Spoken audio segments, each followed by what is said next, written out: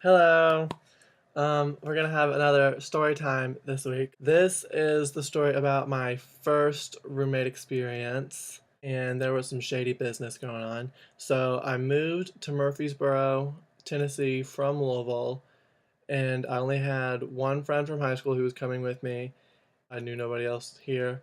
So I was fortunate enough to get into the apartments on campus at MTSU, and that way it was like going to be four people in an apartment space rather than just a dorm. And so it's going to be me and three strangers, and then one of those strangers I was going to have to share a bathroom with. And so I meet them when I move in. They all seem nice enough, decent fellows. The roommate who's next to me, he's also a freshman. There's me and this freshman who are sharing this bathroom, and there's two sophomores over in the other two bedrooms. I think it was a week later, after we had lived together for a week, he just came up to me and was like, "Hey, I'm a drug dealer. Is that a big deal?" And inside of my head, I was like, "Why is this happening to me? Like, why do I deserve this?" And he was like, "You're not gonna like rat on me or anything?" And I was like, "No." And like, why would I? I don't know anyone here. I live with him. It's not like I want problems with my roommate or anything. Like, so I was just like, whatever. How bad could this be? The semester's almost done at this point. I think it was either in like October or November. Me and a group of my friends were going to my apartment to hang out, and as we're walking in, my two other roommates are walking out, the two sophomores are walking out, and they're like, our other roommate just got robbed. He's at the hospital. There's blood all over the apartment, so just like be careful or whatever. And so then they leave and go to the hospital. Me and my friends, we're just like, I think we were just so dazed that you don't even process things that quickly. And so we go into my apartment. I don't know what we were expecting. And there is blood everywhere, y'all. Like, oh my goodness. There was blood. It was all over the kitchen floor. I think there was someone like the kitchen counter. We went into my bathroom. There was like a big old puddle of blood on my bathroom floor. We peeked into his room for a second, and there's blood all over his carpet and all over his sheets, and like there was like a towel that he had must have like put on himself or whatever, blood everywhere. So we were like, we need to go, we cannot stay here, obviously. And so we left, and then me and my two best friends went to the hospital to see him. I'm pretty sure he was just an idiot. So what had happened was he had got into some sort of debacle with some guy that was trying to buy from him or whatever, and the guy got mad and came to steal his weed, and he brought a gun, and he tried to shoot him, and the pistol jammed, so then the guy just hit him over the head with it and stole some of his weed and dips out. So little did I know, while all this was going on, no one had called the police, no one had said anything to the police, none of my roommates. So the hospital has to report gun wounds to the police. So the police don't hear anything until the hospital tells them that they've got this guy with a gun wound, which makes us look shady as fuck. So the police come, they take him and ask him questions. Of course, he lied to the police and was like, he stole some of my cash because he's not going to admit to the police he's a drug dealer, because he's a drug dealer. And so we stay with him at the hospital for like a couple hours, and then he finally gets checked out and stitched up and stuff. So we leave. Two friends who I'm with, they were gonna go party or go to one of their friends' dorms or something like that. And they asked me what I wanted to do, and I was like, I just need to go home. Like, I just want to go to sleep. Obviously, my brain's still not working because I go home and my home is a crime scene, and it's police taped off, and there's three policemen standing right at the door. We're on the third floor of our complex, and so I walk up the stairs, and I'm at the bottom of the third flight of stairs when I look up and see the police standing there, and I was like, "Fuck me!" And obviously, I can't just like turn around and walk away at this point because that's gonna look shady. So I just walk up, and they're like, "Oh, do you live here?" And I'm like, "Yeah." And they're like, "Was your roommate the one that got injured?" And I was like, "Yeah."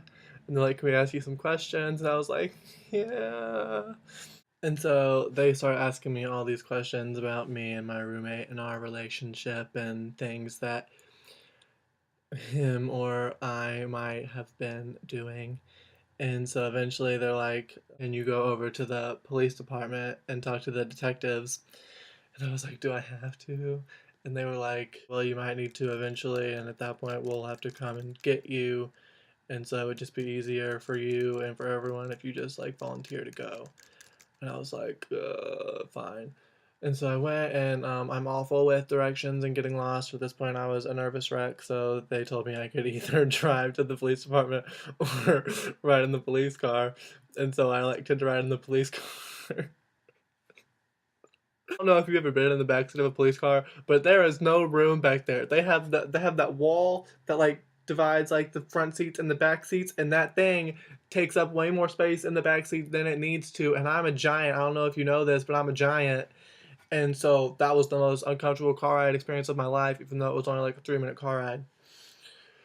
And so I get to the police department. They take me in, and there's these two police detectives, a woman and a man, and they start asking me all these questions about my roommate. And at this point, y'all, like I was so terrified. Like, look at me. Do I look like I know what I'm supposed to do in a drug bust situation like this? No, I don't. And so I was I was just telling the police everything. Like I was terrified. I did not want to get in trouble. They had told me that they didn't really care about what we were doing, that they, just wanted to find the guy who came into the apartment and whatnot. And so I'm telling them everything, and they're asking me everything. They're asking me like how much stuff he has, like where he keeps his stuff, if he has a scale.